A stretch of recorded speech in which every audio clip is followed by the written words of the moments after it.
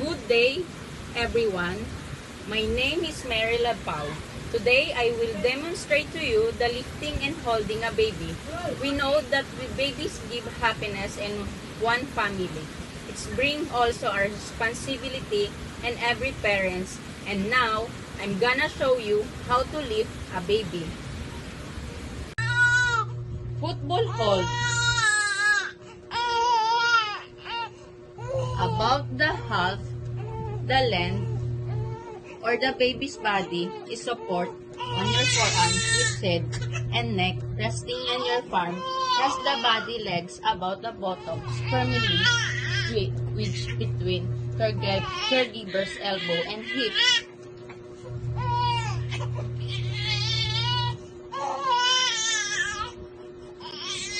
Sitting up. Gently assist the baby in a sitting position. Support the neck and head and gently tap the back and rub to help him burp.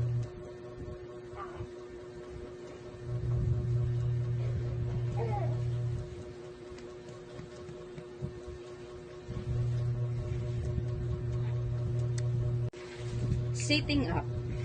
Gently assist the baby in sitting position. To support the neck and head, gently tap the back and rub.